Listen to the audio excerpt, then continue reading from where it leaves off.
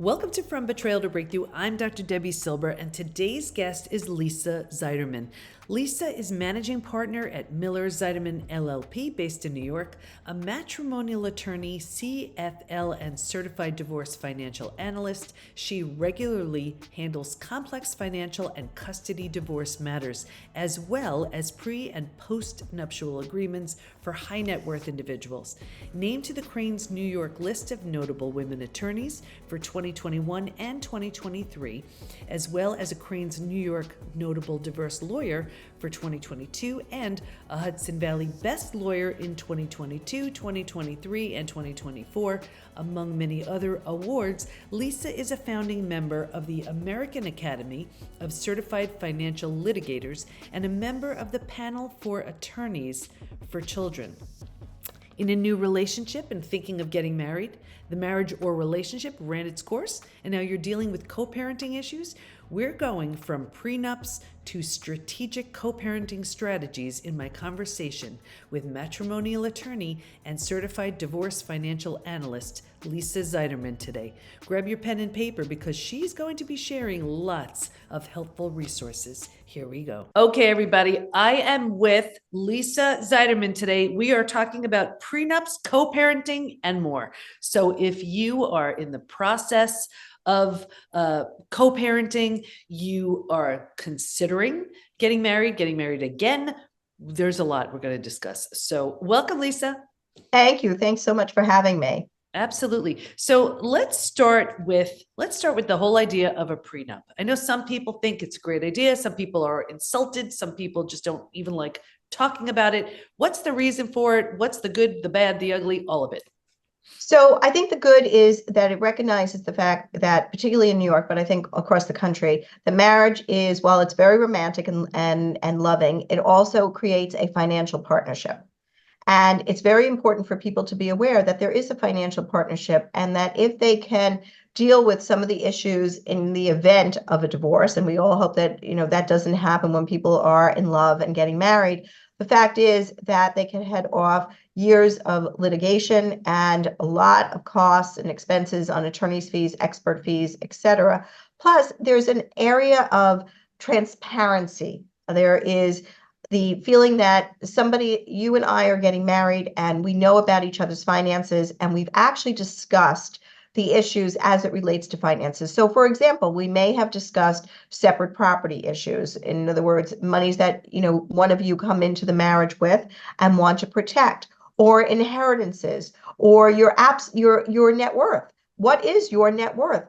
One person may be very wealthy, one person may not have that financial ability. And so it's important to have that discussion, and also to have a discussion about budgeting, what's important that we're going to spend money on, and what are we going to do in the event that we have children? Is someone going to be a stay-at-home parent? How are we providing for that stay-at-home parent in the event that later we get a divorce? We see this so many times, women particularly, but sometimes men, who stay home with children, support their spouse or their partner, and then 20, 25 years when the children are grown, they are left in the situation of, unfortunately, not being the moneyed spouse, having basically given up their career opportunities, and are now in a situation where they can't afford their lifestyle. So it's a great conversation to have. And I think it also tells a lot about the person that you're marrying. Is that person going to be fair and considerate and loving when it comes to money and finances? Or are they not? And then that's something that you have to consider when you're getting married. It's one of those hard discussions. Even like people just very often may not want to bring up, do you want to have kids? Do you not want to have kids? A religious question, whatever it is. We don't want to bring these questions up, but they're really important because it gives us a sense of what we're working with. And it probably also tells us a lot based on their response. If they don't want to talk about it, if they don't want to do it, tell us, do you have any stories, or give us an example of where you saw it go well, maybe not so well? Well, so I would say that we saw it go well when people can stand their ground. I would say that's a general conclusion that I'm going to make. When people go into the negotiation and they understand that it's a negotiation, and they also understand that, frankly, they may have to walk away from the table, which means walking away from the marriage, then it goes well. right? Because now you're on an equal playing field. It does not go well when someone gets the prenup, 2 weeks before the wedding or a week before the wedding, and now there's no negotiating time because the wedding invitations have been sent, the flowers are arriving, the band has been paid, the venue is, picked and paid, and the guests are literally coming in from out of town. That does not go well. And it also is a negotiating tactic. So Mhm. if you get your prenup just weeks before, when perhaps you've even been speaking about the fact that due to your family or due to legacy planning, etc., that a prenup is in the works, giving it to somebody a few weeks or even a month before, it's just not enough time and it's not fair. And it is a negotiating strategy. Wow. Okay. And I've heard stories like that. It's like a dirty tactic. And it's could be the kind of thing that is in both of their best interests if done at the right time, and certainly not while the guests are arriving. I could see that as being something that wouldn't go over well at all. Yeah. Tell Now, us. you asked me how does it go well. I want Yes. to address that because we have seen so many go well as, also. So I think when you've had the discussion prior to the prenup actually arriving, and the prenup really reflects what your discussion has been, and you have really honestly come to the table, both of you, and made a decision about your finances and on an equal level playing field in some manner, it becomes a great instrument to have. And where I think also where the bride or the groom is willing to have us negotiate. And as I said, they understand that maybe this won't work. Maybe it's impossible to make something work that can't work. And they're willing to walk away. Those are the best negotiated prenups. That makes a lot of sense. Anything else we need to know about prenups?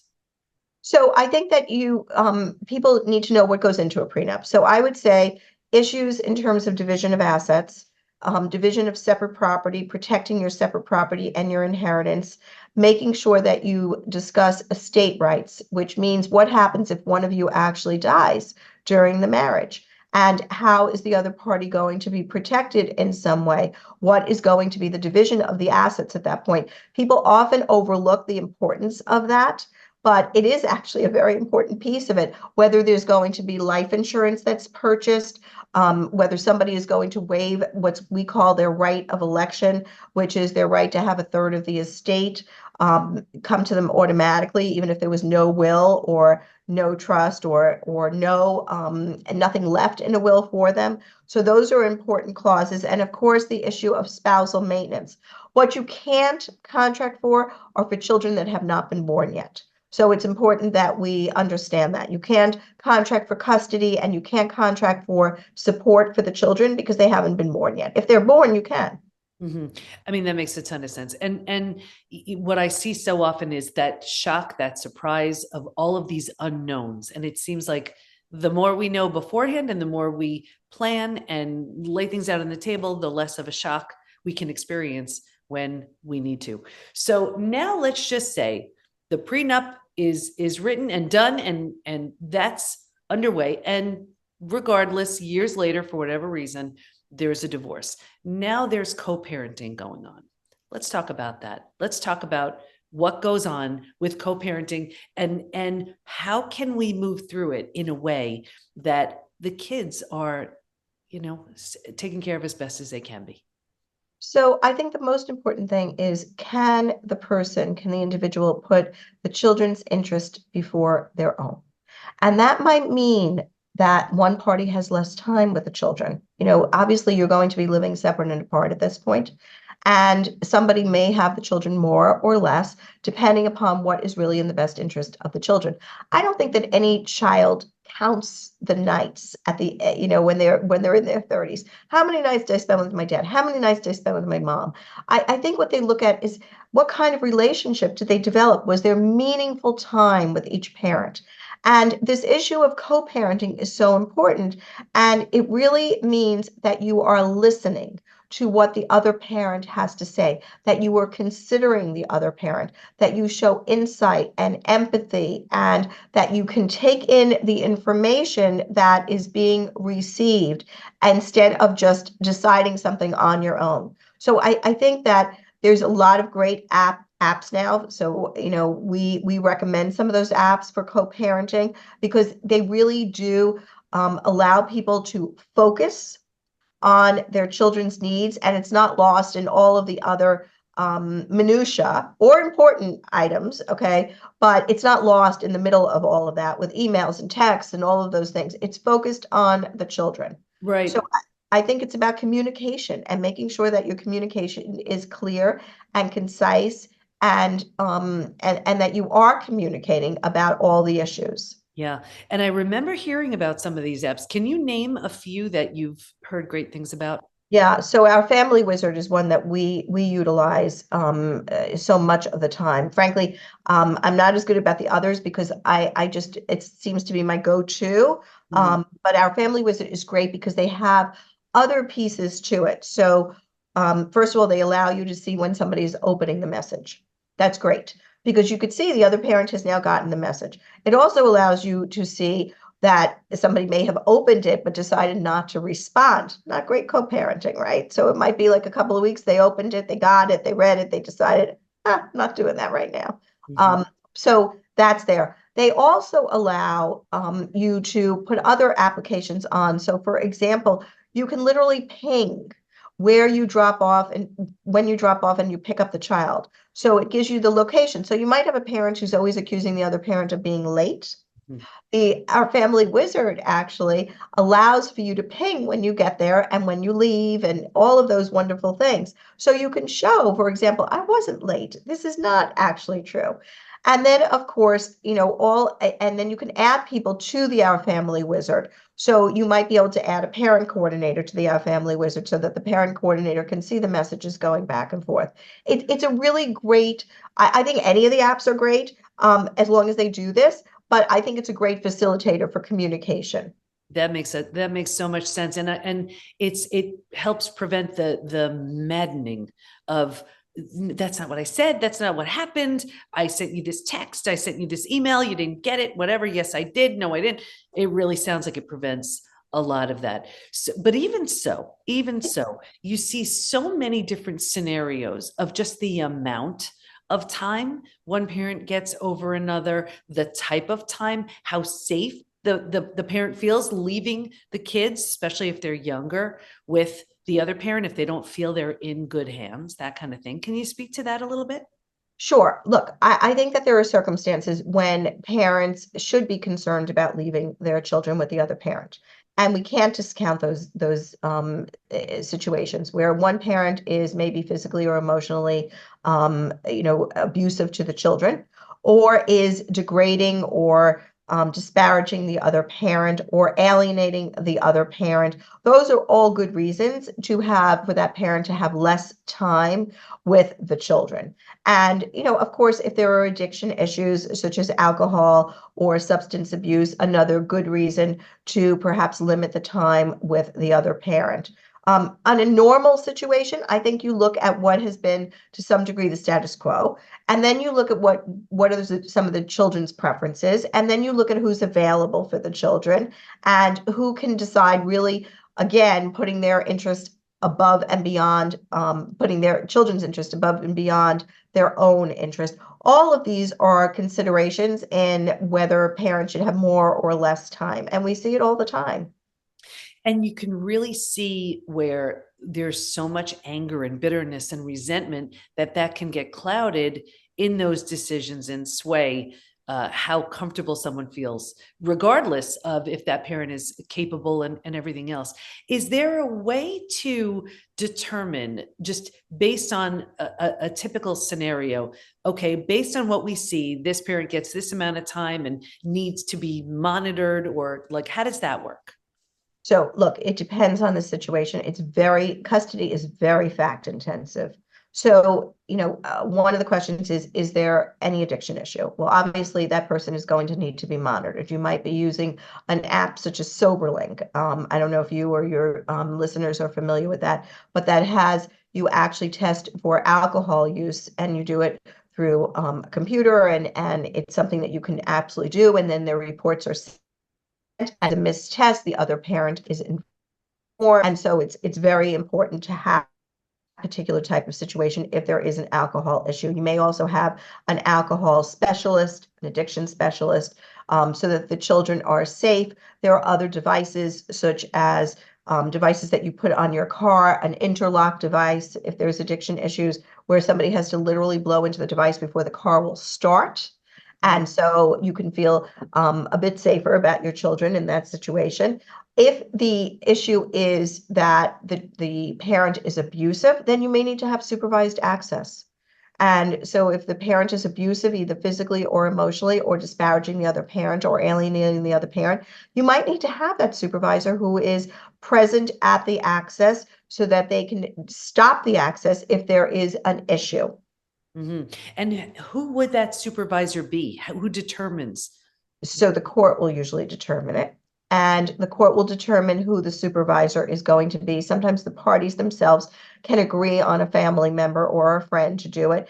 But usually they tend to actually have supervisory services, and there are agencies who actually do this work. So in New York, we have a whole bunch of agencies who actually do this work, and they charge for it by the hour.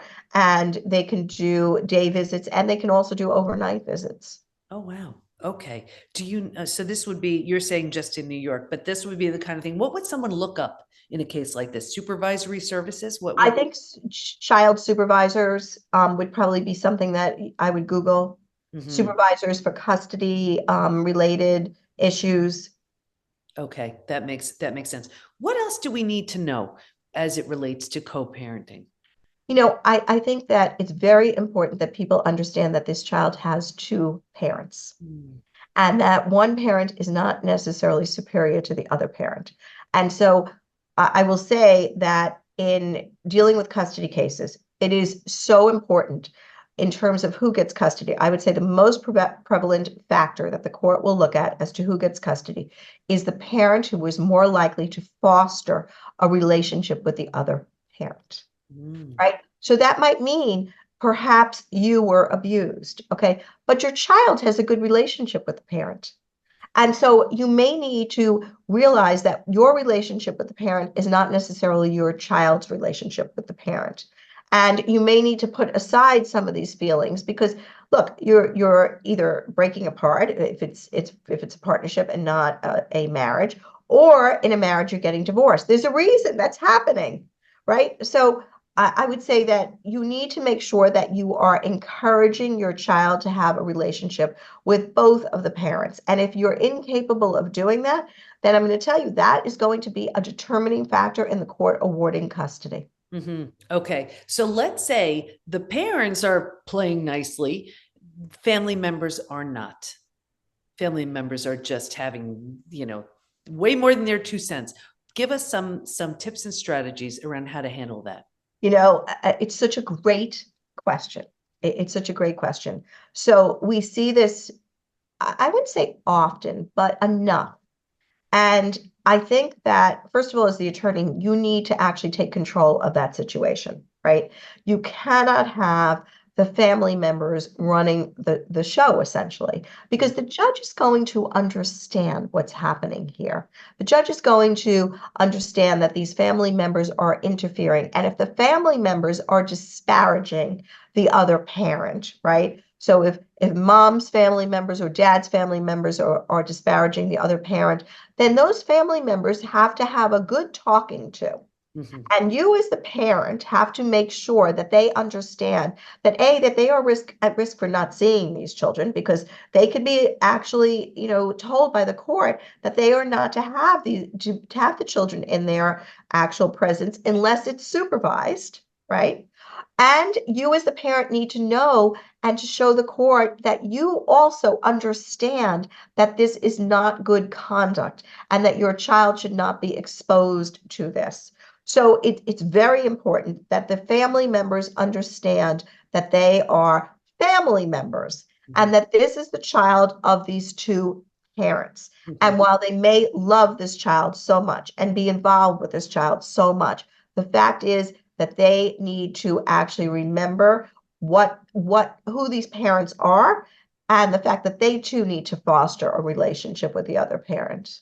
And you can really see this being, it's so much pressure on the child, on the children, because here it is, their loving, let's say, grandparent who's saying such disparaging things about the other parent or whatever it is.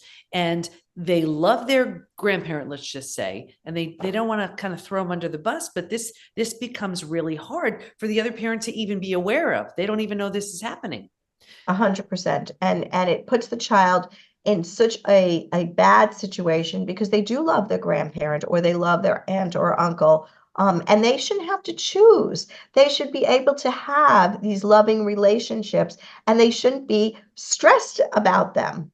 And so it's very important that these children don't feel that they are compelled to defend their parents to their grandparents or defend their grandparents to their parents. I mean, this child should be able to have all of these loving relationships without having these issues. Absolutely.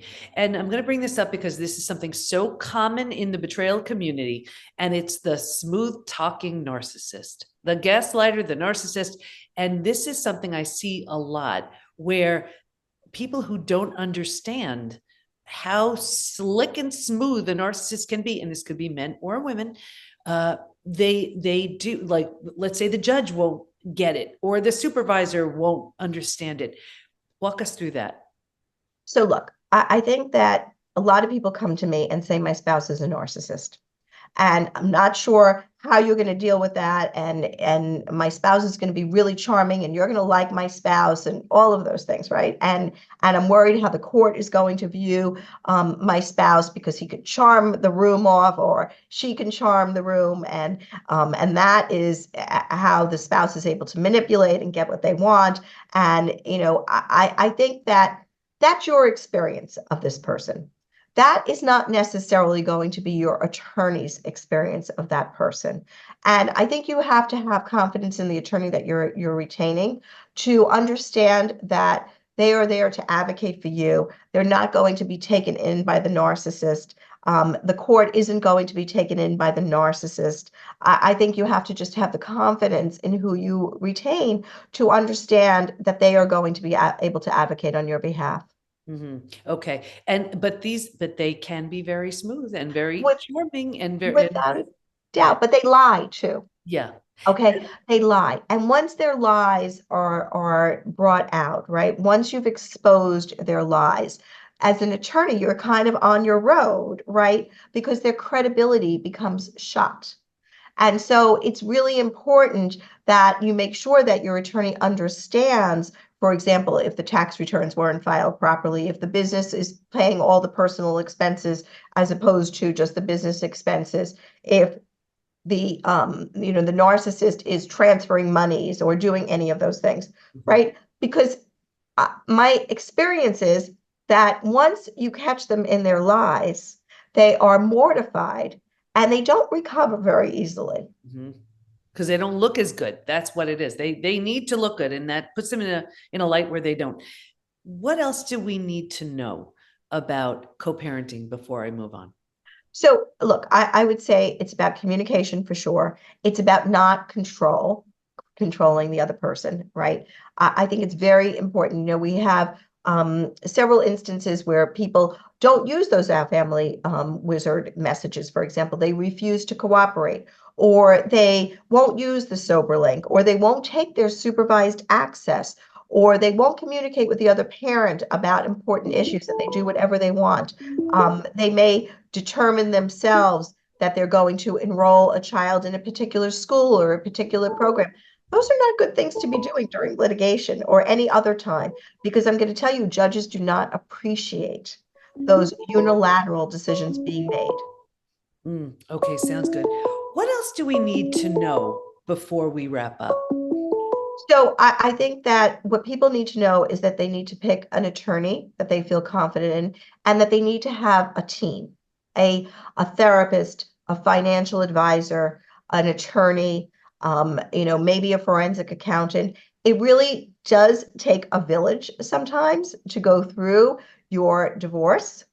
And so it's really important that you consult with these people, that you actually build your team of important advisors, that you make sure that they have your back. But one person is not going to do it all. You need to understand that. And it's so important to have that team. Sounds good. Lisa, this has been so helpful. I know there are so many people who listen to this podcast, watch this podcast, who are going through separation, divorce, and struggling with the co-parenting issue. And you gave so many great ideas and insights. Where do we go to learn more about you and the great work you're doing? And tell us what you're up to. Sure. So first of all, I am board chair of an organization known as Savvy Ladies, which is a great organization where we pair women, particularly actually with financial professionals so that they can get their financial questions answered free of charge. It's a non-for-profit, and that's at savvyladies.org. They can find me at lisazeiderman.com. If for some reason they're in New York and they need to litigate on their own, they could use the other organization that I am part of, which is Family Legal Care, and they help actually individuals self-represent if need be. But they are great. They're full of great attorneys who will be helping you through it. And then, of course, if they want to email me directly, it is at lz@mzw-law.com. Wonderful. Lisa, you shared so much with us. I know you helped so many people today. Thanks so much. Thank you so much. Well, these are the topics we often don't want to discuss. They're really important, so I wanted you to have some additional tools and resources if that's what you need. Stay in touch with Lisa by going to lisazeiderman.com, and we'll have all of her resources in the show notes at thepbtinstitute.com/podcast. Here's my biggest takeaway. Whether you're preparing or confronted with a prenup, dealing with co-parenting, challenging family members, and more, it's important to have the right tools and team. Here are a few that Lisa mentioned. A co-parenting app that keeps communication clear, like our Family Wizard, for example. The SoberLink app when dealing with a co-parent with an addiction. Supervised services to feel safer when your child or children are with a parent who may be abusive or neglectful. SavvyLadies.org, who can help you with your financials. Team members like an attorney, therapist, forensic accountant, and of course, the PBT Institute to help you clear up any physical, mental, and emotional issues left in the wake of shattered trust and betrayal. You can find the right program that suits you best at the PBT, as in post-betrayal transformation, thepbtinstitute.com. I recommend our Reclaim program, which is our 3-month experience where you work with our amazing coaches, have the support you need. You can take live daily classes, have 24/7 access to our programs, which literally move you through the 5 stages from betrayal to breakthrough, and so much more. Don't do this alone. Get the support you need for yourself and for your kids. Thanks for listening. Can't wait to be with you next time, and here's to your breakthrough.